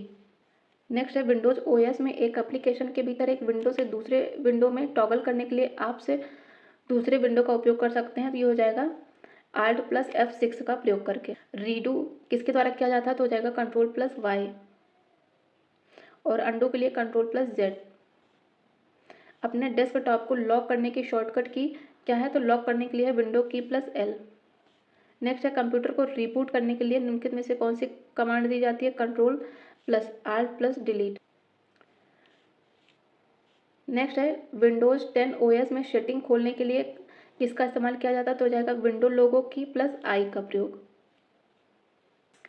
नेक्स्ट है, the keyboard shortcut in window to turn on the sticky key is to press the shift key times, मतलब कि जो स्टिकी की है इसको चालू करने के लिए विंडोज़ में कीबोर्ड शॉर्टकट शिफ्ट की को कितनी बार दबाना होता है, 5 टाइम दबाना होता है। विंडोज़ के लिए गूगल क्रोम वेब ब्राउज़र में एक नया टैब खोलने के लिए हम कौन सी कीबोर्ड शॉर्टकट की का प्रयोग करते हैं? नया टैब खोलना है तो Ctrl+T। फाइल खोलने के लिए कौन सी शॉर्टकट की हो जाएगी? ओपन फाइल मतलब Ctrl+O। जब आपकी अन्य फाइलें खुली हों तो डेस्कटॉप प्रदर्शित करने के लिए शॉर्टकट कुंजी कौन सी होगी? शॉर्टकट की कौन सी होगी? तो ये हो जाएगी विंडो की प्लस डी। विंडो को शीघ्रता से अदला बदली करने के लिए मतलब कि which of the following is a quick way to switch between windows, that is Alt+Tab। Windows 10 OS में एक विंडो को मैक्सिमाइज करने के लिए इस्तेमाल किया जाता है विंडोज़ लोगो की प्लस अप एरो का प्रयोग किया जाता है मैक्सिमाइज करने के लिए। नेक्स्ट है मैच द फॉलोइंग है। Ctrl+B का प्रयोग करते हैं मेक टेक्स्ट बोल्ड, टेक्स्ट को बोल्ड करने के लिए। Ctrl+U का प्रयोग करते हैं अंडरलाइन करने के लिए। Ctrl+P का प्रयोग करते हैं प्रिंट करने के लिए। Shift+F3 का प्रयोग करते हैं चेंज केस ऑफ लेटर का, लेटर को चेंज करने के लिए, जिसका हो जाएगा ऑप्शन सी। फ्लिप बोर्ड से टेक्स्ट को पेस्ट करने के लिए प्रयोग किया जाता है Ctrl+V, पेस्ट करने के लिए। ये आया भी है EMRS में और ये UPPCL का क्वेश्चन है। चयनित पाठ्य की जो प्रतिलिपि यानी कॉपी करने के लिए कुंजी पटल पर किस कुंजी का प्रयोग करते हैं? बेसिकली कॉपी करने के लिए Ctrl+C। V का प्रयोग पेस्ट करने के लिए। किसी डॉक्यूमेंट को प्रिंट करने के लिए तो इसमें जाएगा Ctrl+P। टेक्स्ट को इटैलिक बनाने के लिए शॉर्टकट की कौन सी हो जाएगी? इटैलिक बनाना तो ये हो जाएगी Ctrl+I। ठीक है, अगर यू करेंगे तो ये हो जाएगा टेक्स्ट को अंडरलाइन। ठीक है, Ctrl+I टेक्स्ट को इटैलिक करेगा। Ctrl+P सिलेक्टेड टेक्स्ट को प्रिंट करने के लिए। जब आप रिसाइकल बिन खाली करते हैं यानी कि एम्प्टी रिसाइकल बिन का विकल्प चुनते हैं तो क्या होता है? तो इसमें जो सभी फाइल होती हैं वो आपके कंप्यूटर में से परमानेंटली डिलीट हो जाती हैं। रिसाइकल बिन में छोड़े गए जो फाइल है परमानेंटली तब डिलीट होती हैं जब यह मैनुअली रूप से खाली किया जाता है यानी कि it is emptied manually. Next है विंडोज़ में शॉर्टकट Shift+Delete का प्रयोग किस लिए किया जाता है? तो delete the selected item permanently without placing the item in the recycle bin. तो हम शिफ्ट और डिलीट का प्रयोग करते हैं। ठीक है, कब? जब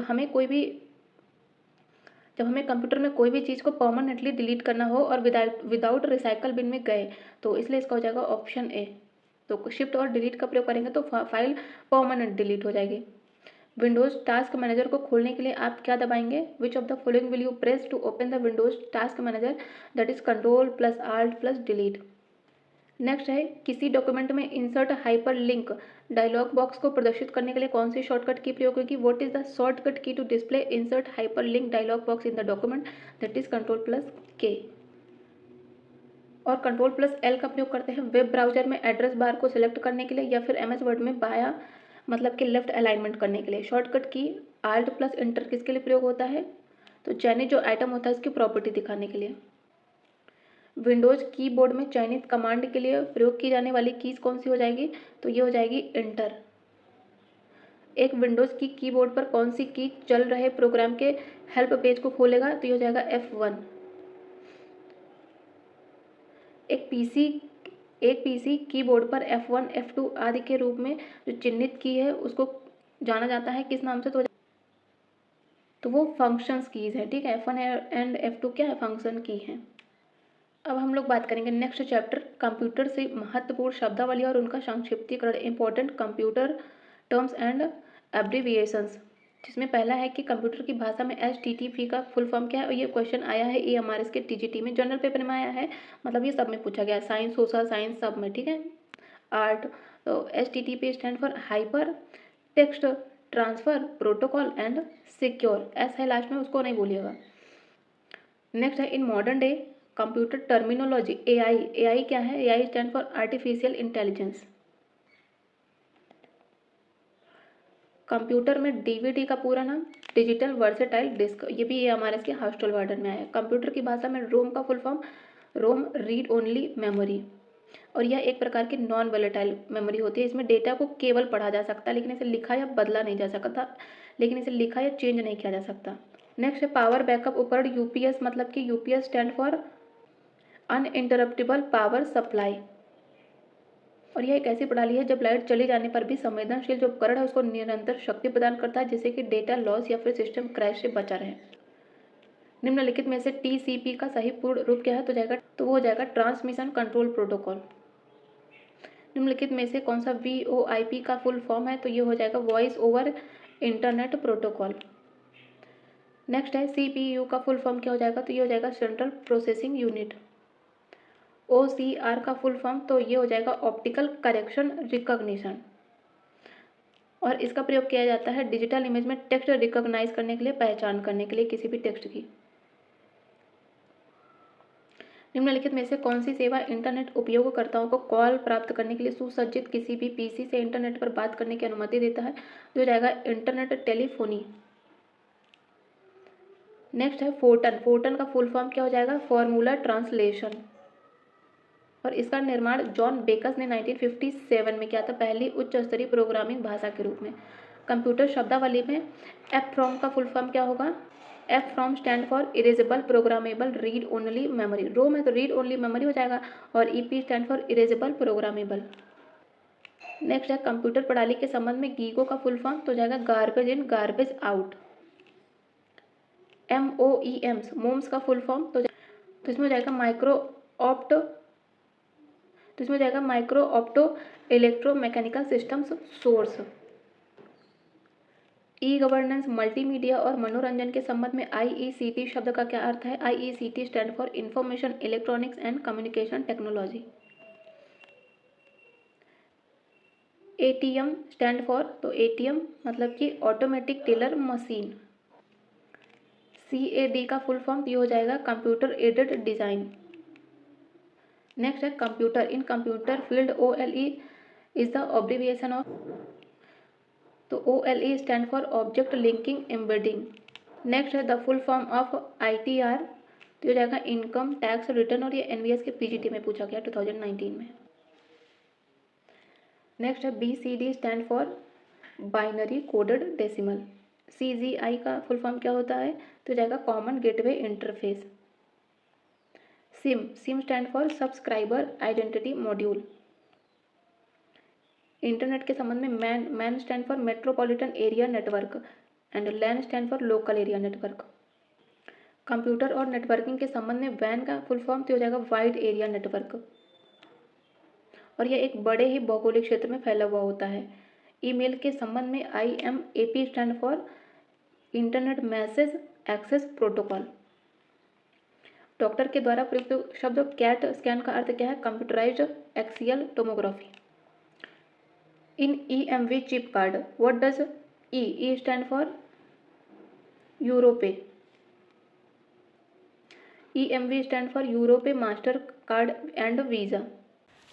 नेक्स्ट है मोबाइल फोन में प्रयुक्त CDMA प्रौद्योगिकी क्या है? तो यह कोड डिवीजन मल्टीपल एक्सेस है, CDMA। नेक्स्ट FQDN का फुल फॉर्म तो ये हो जाएगा fully qualified domain name.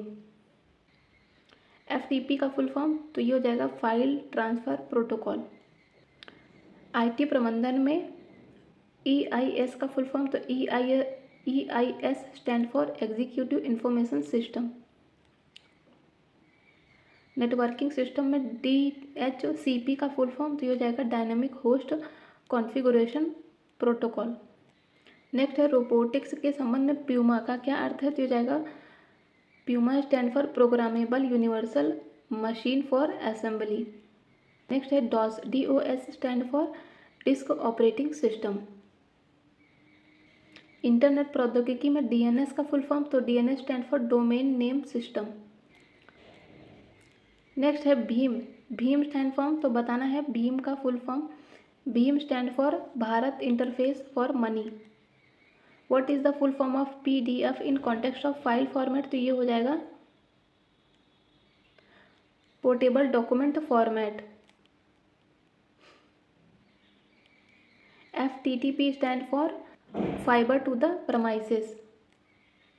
Computer के क्षेत्र में LIFO का फुल फॉर्म तो LIFO stand for last in first out. Next है कंप्यूटर और इंटरनेट के डोमेन में URL का फुल फॉर्म तो हो जाएगा यूनिफॉर्म रिसोर्स लोकेटर। SSD का फुल फॉर्म तो हो जाएगा सॉलिड स्टेट ड्राइव। बैंकिंग शब्दावली में इन बैंकिंग टर्मिनोलॉजी पिन क्या होता है, तो ये हो जाएगा पर्सनल आइडेंटिफिकेशन नंबर होता है पिन। नेक्स्ट है what is the full form of COBOL, तो ये हो जाएगा कॉमन बिजनेस ओरिएंटेड लैंग्वेज, ये हो जाएगा common business oriented language. Computer शब्दावली में IDN का फुल फॉर्म, तो IDN stand for intertwined disk network. Computer programming में वायरस का फुल फॉर्म, तो ये हो जाएगा vital information resources under siege. What does the acronym of SMPS, तो SMPS stand for switched mode power supply. Internet के संबंध में ISP का फुल फॉर्म क्या होगा, तो ये हो जाएगा internet service provider. The full form of IBM in IBM corporations, तो IBM stand for international business machine. What does the full form of DDL in terms of computer, ठीक है, तो ये हो जाएगा DDL data definition language. Computer शब्दावली में CLI का फुल फॉर्म क्या हो जाएगा, command line interface, CLI। Next है what does OCR, OCR stand for optical character recognition. Next है कंप्यूटर फील्ड में OLE का फुल फॉर्म क्या होगा, तो ये हो जाएगा object linking and embedding. VLSI का full form that is very large scale integration. सूचना प्रौद्योगिकी में NIU stand for network interface unit, network interface unit. Data processing में SAP का full form system application and product, S system, A application and P product. Computer विज्ञान में ASP का full form क्या होगा, तो ये हो जाएगा इसे आवेदक सेवा प्रदाता या फिर सक्रिय सेवा पृष्ठ, ये दोनों ही नाम से जाना जाता है। ASP मतलब कि एक्टिव सर्वर पेजेस, ठीक है, तो इंग्लिश में याद रखिएगा ASP stand for active server pages. और ASP का एक फुल फॉर्म होता है, एक मीनिंग होता है एप्लीकेशन सर्विस प्रोवाइडर भी, तो ये दोनों याद रखिएगा, ठीक है। FDDI का फुल फॉर्म, तो ये हो जाएगा fibre distributed data interface. Next है OSI का फुल फॉर्म, तो ये हो जाएगा ओपन सिस्टम इंटरकनेक्शन। नेक्स्ट है 3G 4G एंड 5G की मोबाइल प्रौद्योगिकी श्रृंखला में G stand for generation. Next है VRML फाइलों का एक्सटेंशन है, तो ये हो जाएगा .WRL। MMU stand for memory management unit. Next है ICT stand for information and communication technology. API का फुल फॉर्म क्या हो जाएगा, application program interface. Mobile phone के IMEI जो कोड होता है, इसमें E क्या होता है, E स्टैंड फॉर इक्विपमेंट, तो IMEI stand for international mobile equipment identity. Next है CAS का फुल फॉर्म क्या होगा, कंडीशनल एक्सेस सिस्टम। SMS का full form that is short message service. Next है इमेज फाइल फॉर्मेट में TIFF का full form tagged image file format. Next है CLI का फुल फॉर्म क्या हो जाएगा, कमांड लाइन इंटरफेस। नेक्स्ट है SVG का फुल फॉर्म हो जाएगा स्केलेबल वेक्टर ग्राफिक्स। नेक्स्ट है PGA ग्राफिक्स कार्ड का फुल फॉर्म क्या होगा, तो ये हो जाएगा PGA professional graphics array. EFTS का full form electronic fund transfer system. Next है विज्ञान के क्षेत्र में VoIP का full form voice over internet protocol. अब हम बात करेंगे 6th चैप्टर कंप्यूटर नेटवर्क की। तो इसमें पहला क्या कह रहा है कि जब हम ब्लूटूथ के माध्यम से कुछ फ़ोटोज़ भेजने के लिए दो स्मार्टफोन को आपस में कनेक्ट करते हैं, तो ये किस प्रकार के नेटवर्क के बारे में है, कौन से नेटवर्क बनाते हैं, तो ये हो जाएगा पैन मतलब कि पर्सनल एरिया नेटवर्क। और ये हमारे इसमें आया है PCT में। निम्नलिखित में से कौन सा IP एड्रेस का एक एग्जाम्पल नहीं है, तो इसमें 202.52.256.30 ये IP एड्रेस का एग्जाम्पल नहीं है। यदि हम IP एड्रेस की बात करें तो इसके प्रत्येक भाग में तो इसके प्रत्येक भाग का मान जो होता है वो 0 से 255 के बीच होना चाहिए। लेकिन इसमें जो तीसरा है क्या 255 के बीच होना चाहिए, लेकिन ये क्या 255 से ज़्यादा है एक, तो इसलिए ये नहीं होगा। ठीक है। कंप्यूटर नेटवर्किंग के संबंध में बीपीएस का फुल फॉर्म, तो ये हो जाएगा बिट्स पर सेकंड। नेक्स्ट है एमएस पावर पॉइंट फाइल का एक्सटेंशन निम्नलिखित में से कौन सा है, तो हो जाएगा .pptx। नेक्स्ट है गफूर शंटी एक लोकल एरिया नेटवर्क के एक भाग के रूप में ईथरनेट केबल का प्रयोग करके अपने कार्यालय में 24 कंप्यूटरों को जोड़ने की योजना बना रहे हैं। तो उन्हें इसके लिए निम्नलिखित में से किस उपकरण का प्रयोग करना चाहिए, तो उन्हें स्विच का प्रयोग करना चाहिए, और ये ईएमआरएस के नॉन टीचिंग में पूछा गया है, जेएसए में। निम्नलिखित में से कौन सा port high quality audio video output को एक पीसी मतलब कि लैपटॉप पर कनेक्ट करने के लिए सबसे ज़्यादा उपयोगी होगा, दैट इज HDMI। नेक्स्ट है एक ईमेल एड्रेस के बारे में निम्नलिखित में से क्या वैध नहीं है, क्या वैलिड नहीं है। जो ईमेल एड्रेस होता है इसमें स्पेस नहीं होना चाहिए, ये तो करेक्ट है। ईमेल एड्रेस में @ सिंबल की कोई भी संख्या नहीं होती, बिल्कुल गलत है। आप देखते हैं ईमेल एड्रेस में @ तो होना ही चाहिए, तो यही एक वैलिड नहीं है, ऑप्शन बी। ईमेल एड्रेस में @ सिंबल तो होना ही चाहिए। ईमेल एड्रेस में कई डॉट ऑपरेटर हो सकते हैं, यस, तो इसका सिर्फ ऑप्शन बी गलत है। HTML निम्नलिखित में से किसके भीतर बनाया गया लिंक है, तो ये जाएगा वेब पेज के भीतर बनाया जाता है। HTML hyper text markup language. कई स्वतंत्र रूप से संचालित नेटवर्क के जटिल वातावरण में इंटरनेट प्रौद्योगिकी का पहला बड़े पैमाने पर कार्यान्वयन क्या था, तो ये जाएगा NSF net, national science foundation network. ICT network की श्रेणी में क्या नहीं आता, तो इसमें मतलब कि मैन पावर एरिया नेटवर्क नहीं आता। ठीक है, इसमें वैन आता है, लैन आता है एंड पैन आता है। वैन की बात करें तो ये वाइड एरिया नेटवर्क हो जाएगा। यह नेटवर्क एक दूर संचार नेटवर्क है जो कि कंप्यूटर नेटवर्किंग के प्राथमिक उद्देश्यों के लिए एक बड़े भौगोलिक क्षेत्र में फैला होता है। लैन लोकल एरिया नेटवर्क जो कि घर, ऑफिस या फिर स्कूल या फिर एयरपोर्ट्स जैसे कि भवनों के छोटे समूह के लिए लघु औद्योगिक क्षेत्र को घेरता है। कौन, लैन। पैन की बात करती है पर्सनल एरिया नेटवर्क होता है। इसको दो कंप्यूटर, टैबलेट, फ़ोन आदि को कनेक्ट करने के लिए इसका यूज किया जाता है। नेक्स्ट अब हम बात करेंगे 7 चैप्टर साइबर सिक्योरिटी की, जिसमें पहला क्वेश्चन है कि निम्नलिखित में से किसमें वायरस इन्फेक्शन का खतरा सबसे कम होता है। तो ऑनलाइन जो प्रिंटर होता है इसमें वायरस का खतरा बहुत ही लीस्ट होता है। जो डाउनलोडेड ईमेल अटैचमेंट होते हैं, पोर्टेबल स्टोरेज डिवाइसेस तथा डाउनलोडेड फ्री सॉफ्टवेयर में ईमेल में इन्फेक्शन का खतरा सबसे ज़्यादा होता है, और ये EMRS के TGT में आया है। निम्नलिखित में से कौन सी एक अच्छी साइबर सुरक्षित प्रक्रिया नहीं मानी जाएगी। Which of the following is not considered as a good cyber safe practice. जो पासवर्ड है उनको डेस्कटॉप पर एक टेक्स्ट फाइल में ही सेव करना, ये तो पूरी तरह से गलत है। ये तो कहीं से भी आपके जो डेटा है चोरी हो सकता है बहुत ही ईजिली, तो ये साइबर सुरक्षित प्रक्रिया में बिल्कुल भी सही नहीं है, तो इसलिए इसका हो जाएगा option A. 2 factor authentication use करना चाहिए तथा ऑनलाइन अकाउंट पासवर्ड को नियमित रूप से बदलते रहना चाहिए एंड सभी ऐप या टूल को नियमित रूप से अपडेट भी करते रहना चाहिए। निम्नलिखित में से कौन सा एक एंटीवायरस सॉफ्टवेयर ब्रांड का लोकप्रिय एग्जाम्पल नहीं है। तो मैकेफी है, नॉर्टन है, कैस्परस्काई है, लेकिन टैली ये एंटीवायरस नहीं है, और ये EMRS के JSA एंड हॉस्टल वार्डन दोनों में पूछा गया है।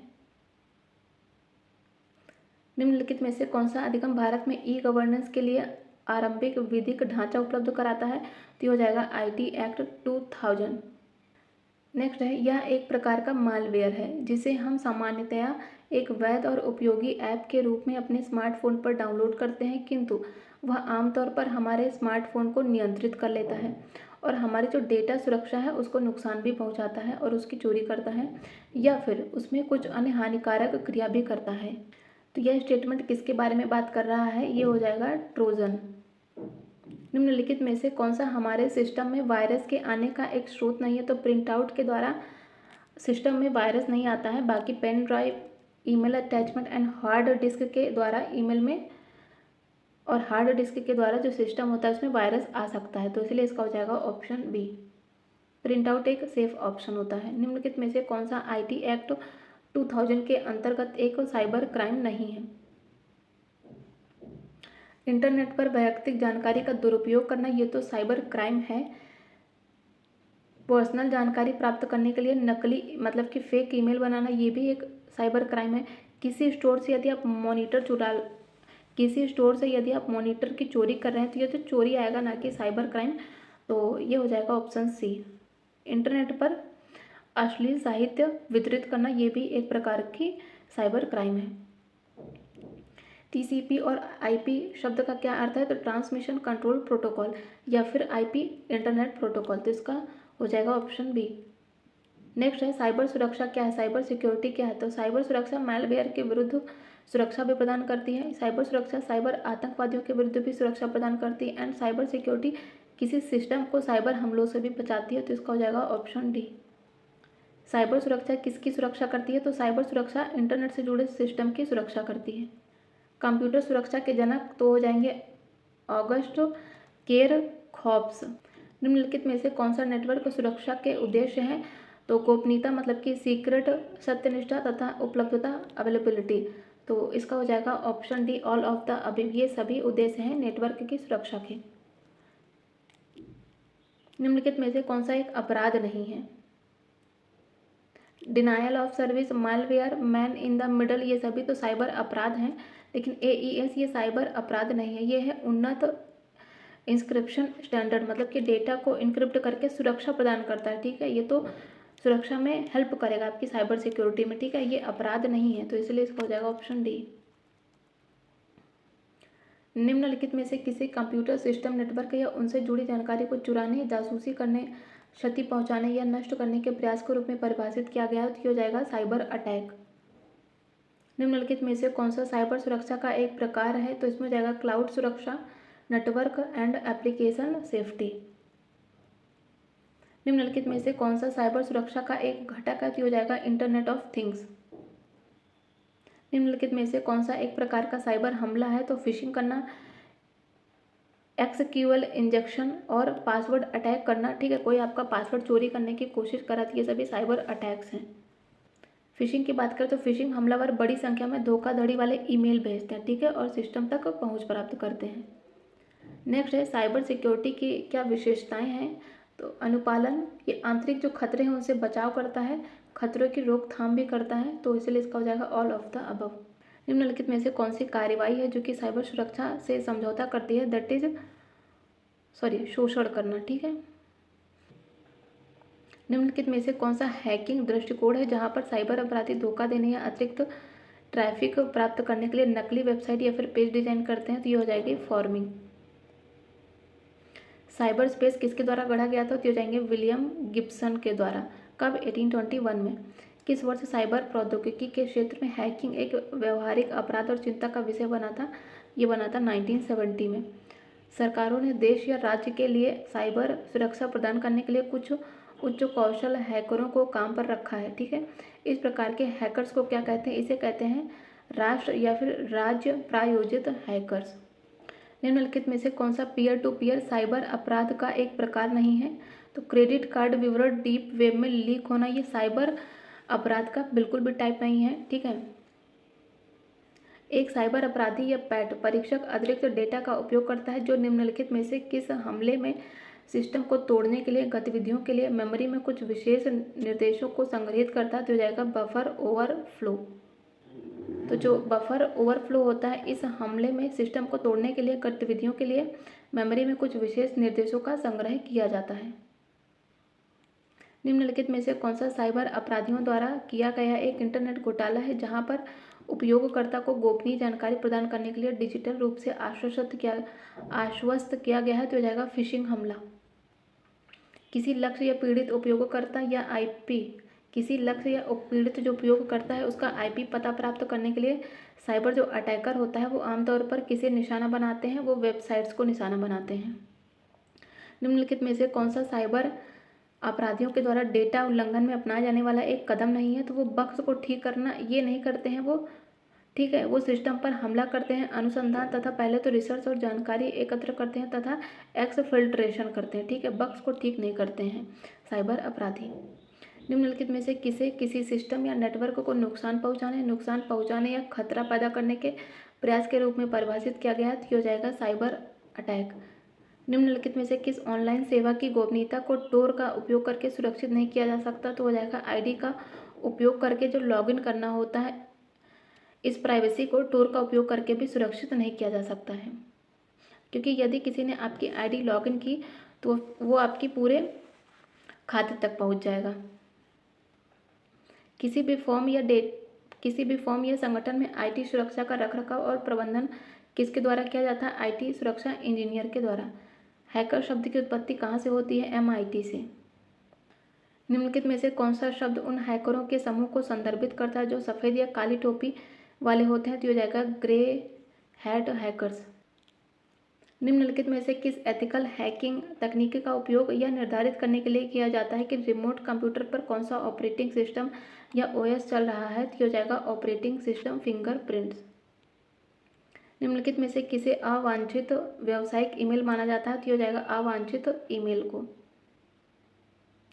नेक्स्ट, कौन सा एक प्रकार का सॉफ्टवेयर है जिसे उपयोगकर्ता के कंप्यूटर को वायरस का पता लगाने और उनसे बचने में मदद करने के लिए डिजाइन किया गया है? तो हो जाएगा एंटीवायरस। निम्नलिखित में से कौन सा ऑनलाइन वातावरण और डिजिटल मीडिया प्लेटफॉर्म से संबंधित उचित नैतिक व्यवहार की खोज को संदर्भित करता है? तो हो जाएगा साइबर एथिक्स। निम्नलिखित में से कौन सा संदेश की अखंडता को सत्यापित करने के लिए उपयोग की जाने वाली तकनीक को संदर्भित करता है? तो हो जाएगा संदेश का संग्रह करना। वाईफाई हैकिंग की प्रक्रिया में आमतौर पर निम्नलिखित में से किसका उपयोग किया जाता है? तो इसमें हो जाएगा एयर क्रैक NG का उपयोग। नेक्स्ट है TCP और IP का फुल फॉर्म। तो हो जाएगा transmission control protocol and internet protocol. निम्नलिखित में से कौन सा पोर्ट और IP एड्रेस स्कैनर उपयोगकर्ताओं के बीच प्रसिद्ध है? तो हो जाएगा गुस्से में IP स्कैनर, मतलब कि इसको हिंदी नहीं इंग्लिश में याद रखिएगा, इसे बोलते हैं एंग्री IP स्कैनर। नेक्स्ट है फायरवॉल के बारे में निम्नलिखित में से कौन सा सही है? यह अनधिकृत पहुंच से बचाने के लिए निगम की सीमा पर स्थापित एक प्रकार का उपकरण है फायरवॉल। नेक्स्ट है कोड रेड एक प्रकार का क्या है? यह एक कंप्यूटर वायरस है। निम्नलिखित में से कौन से प्रसिद्ध और आम साइबर हमले हैं जिनका उपयोग हैकर्स उपयोगकर्ता के सिस्टम में घुसपैठ करने के लिए करते हैं? तो DDoS, व्युत्पन्न डाउनलोड मॉलवेयर तथा मैलवेयर, फिशिंग एंड पासवर्ड हमले, ये सभी हैं। नेक्स्ट है साइबर सुरक्षा के निम्नलिखित सिद्धांतों में से कौन सा यह बताता है कि सुरक्षा तंत्र यथासंभव छोटा और सरल होना चाहिए? तो हो जाएगी तंत्र की अर्थव्यवस्था बताती है। नेक्स्ट है कंप्यूटर प्रोग्राम में एक क्षति जो उनको सही चलने से रोकती है वह क्या कहलाती है? वो हो जाएगी बग। PDN का फुल फॉर्म, तो PDN stand for packet data network. Internet की शुरुआत किस रूप में होती है? तो ये network for the defence force of America. संगणक मतलब कि कंप्यूटर जो कि स्वाभाविक कार्य करने में जो रुकावट उत्पन्न करता है वो क्या है? वो हो जाएगा बग। निम्नलिखित में से कौन सा छात्रों की नेट सुरक्षा के लिए लागू नहीं होता है? तो इंटरनेट पैक, ठीक है। एंटीवायरस सॉफ्टवेयर, मजबूत पासवर्ड होना चाहिए, स्ट्रॉन्ग पासवर्ड होना चाहिए तथा चाइल्ड लॉक सिस्टम होना चाहिए स्टूडेंट की नेट सुरक्षा के लिए। अब हम बात करेंगे इंटरनेट, ठीक है, और ये लास्ट चैप्टर होगा। तो इसमें पहला क्वेश्चन है निम्नलिखित में से कौन सा एक लोकप्रिय वेब आधारित सर्च इंजन का एग्जाम्पल नहीं है? तो इसमें एक्सेस नहीं है। याहू, गूगल एंड बिंग ये सभी सर्च इंजन हैं। नेक्स्ट है हैंग आउट एक संचार मंच है जो कि video calling, voice calling and text आधारित संदेशों को एक ही सेवा में जोड़ता है। यह डेवलप किया गया था किसके द्वारा? गूगल के द्वारा डेवलप किया गया था ये। नेक्स्ट है बताना है प्लगइन के बारे में निम्नलिखित में से कौन सा गलत है, ठीक है। पहला कह रहा है कि एडोबे फ्लैश एप्लीकेशन का एक उदाहरण है जो कि प्लगइन के रूप में उपलब्ध होता है, बिल्कुल सही है पहला। दूसरा कह रहा है कि वे वेब ब्राउज़र में उपयोग के लिए अभिप्रेरित एप्लीकेशन भी है। थर्ड क्या कह रहा है कि प्लगइन ActiveX नियंत्रणों के समान है। फोर्थ कह रहा है कि जो प्लग इन्स है इसको वेब ब्राउज़र के बाहर निष्पादित किया जा सकता है, नहीं, तो इसको वेब ब्राउज़र के बाहर एग्जीक्यूट नहीं किया जा सकता, तो इसलिए इसका हो जाएगा ऑप्शन डी जो कि गलत है।